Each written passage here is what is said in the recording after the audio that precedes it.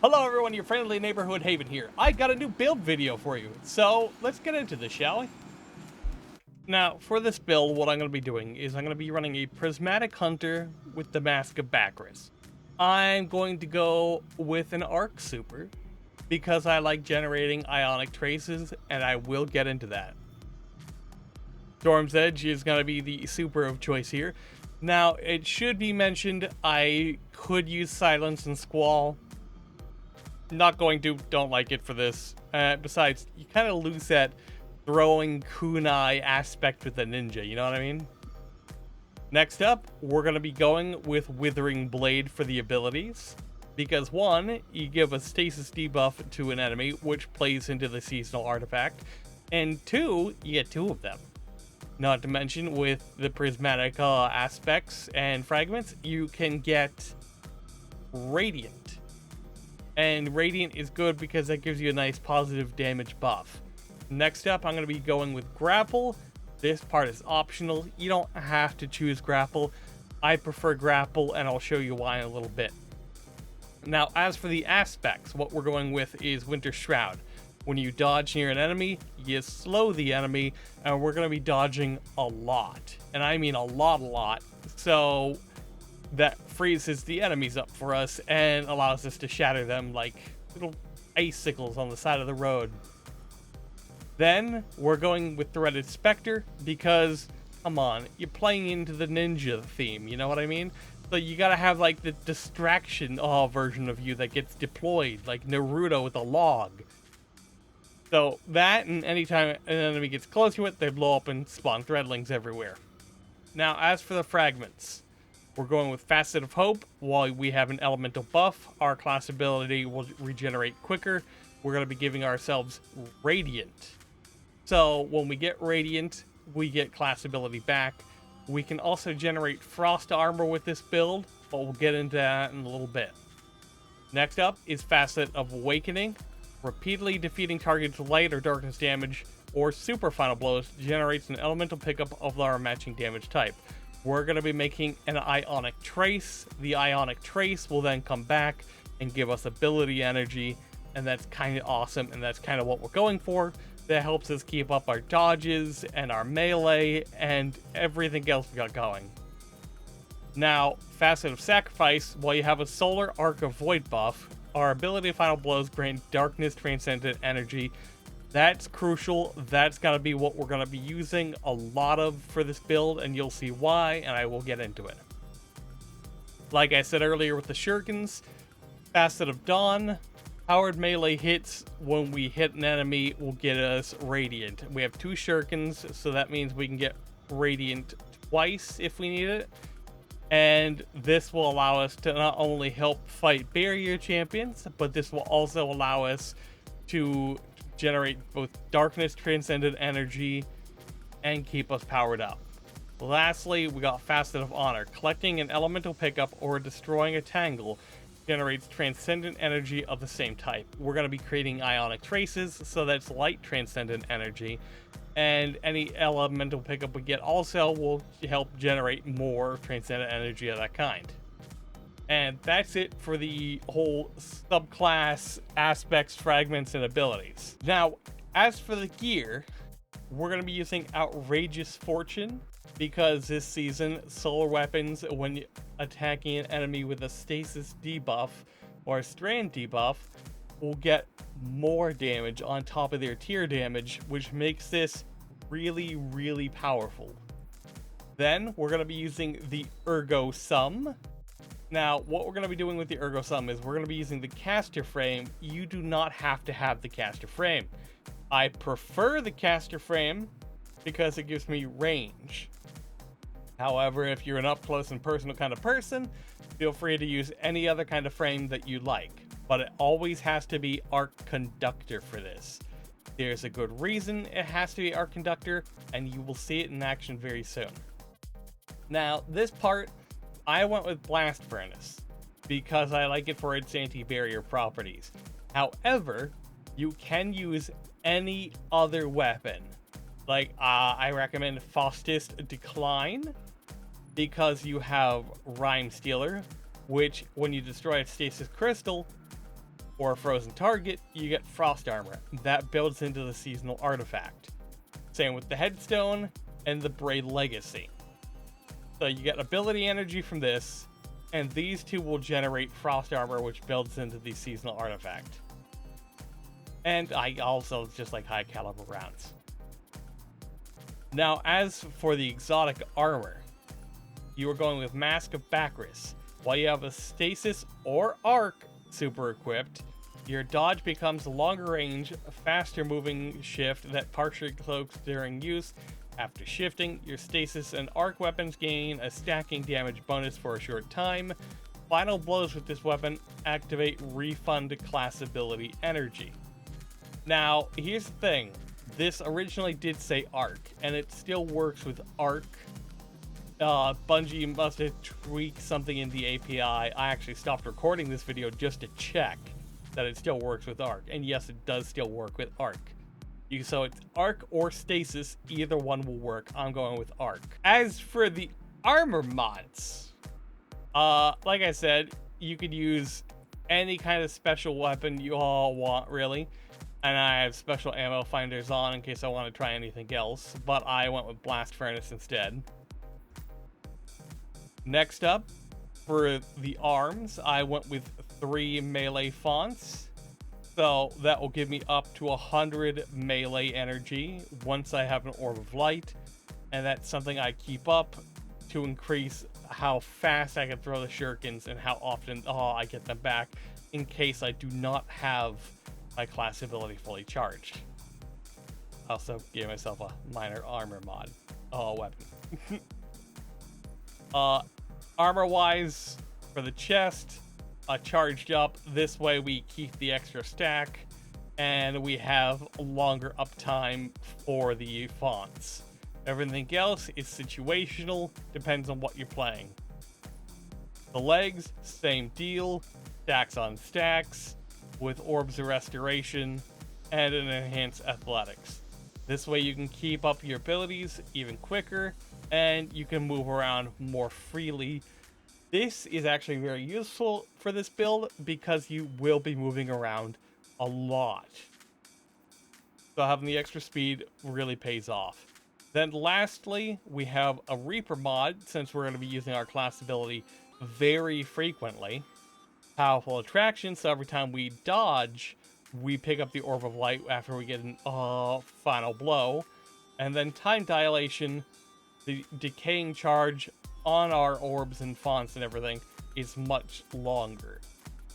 And all these will work together to keep our font of mites, our melee fonts up for a longer time. Now, lastly, what are we using for our seasonal artifact? We are going to be using Shield Crush if you get the Frost Armor and you want to keep that up. But we're also going to be using Radiant. So our grenade recharges faster and our melee will recharge faster. And that's kind of what we're going for here. Next up, Elemental Overdrive. Picking up an elemental pickup or a tangle grants increased damage to the weapon of that same element. We're going to be using the Ergo Sum, which is an arc weapon. We're going to be generating ionic traces, which are arc. Therefore, the Ergo Sum will get a lot stronger. Next up, we're going to be doing Elemental Coalescence. Defeating targets has a chance to create Elemental Pickup, matching our super. Like I said, this plays into Elemental Overdrive, and it also gives us Ionic Traces, which will then also feed back in, restoring all of our abilities, which we want. Next up, Elemental Daze. We can jolt the Overload champions, and so they go boomies, and we like that. Then Cauterize Darkness, like I said, Stasis or Strand debuffs grant increased damage to from solar weapons. So the Outrageous Fortune we have, every time we throw a shuriken at an enemy, that gets stronger. Then Fever and Chill, if you need it, like I said, with the fastest, you get Frost Armor. You could have a solar weapon, doesn't matter. But at the same time, Ergo Sum's the key player for this build. Everything else is optional at this point. So, how does this all work? Well, the first order of business is we have to build Transcendent Energy up. So, like I said, Throughout the stasis, we get radiant. We also get darkness energy, as you can see, which is very, very nice for what we're doing. But we also obviously need light energy. And where does that all come in from?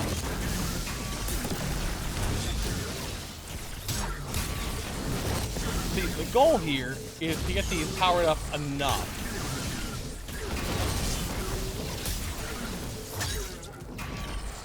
As you can see, we have a whole bunch of threaded specters behind, and everything we kill with the slow kinda helps power this up a little bit more. Let's try a more realistic situation.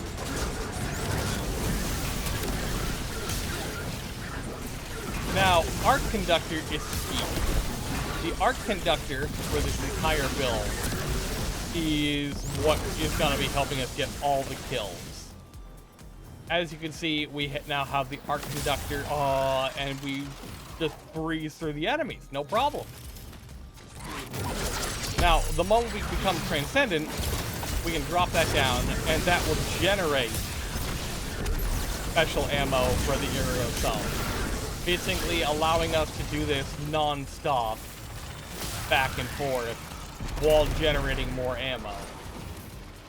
And you just basically create a whole firestorm of problems for the enemies.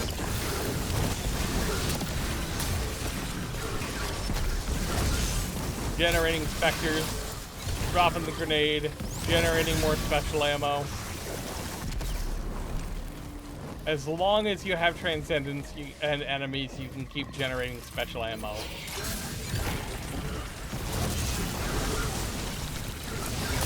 And the more kills you get, the longer that actually stays up. So, it kind of works out. Now, if you guys want to see this in action, I will have a video tagged up. What's the word I'm looking for? Tacked on at the end, so have fun. Now, if you like this video, be sure to like, comment, share, and subscribe. And I know there's this new hype feature on YouTube, so if you like a video, be sure to hype it. I also know that some other people have done videos similar to this one build, because we all like playing the Goofy Ninja. We joke about it, actually. I found several of the videos, and we all kind of laugh about it. It's hunters basically sharing the same brain cell. So if you share the same brain cell too, let me know in the comments. Peace out, everybody. Eyes up. The Cabal have been holding off waves of Hive for weeks, but the situation may have deteriorated. This is an important strategic position. It allows Keitel to establish a beachhead on Earth at the Hive's expense. Letting them settle in would be a bad idea. Go forth, Guardian. Cleanse this place.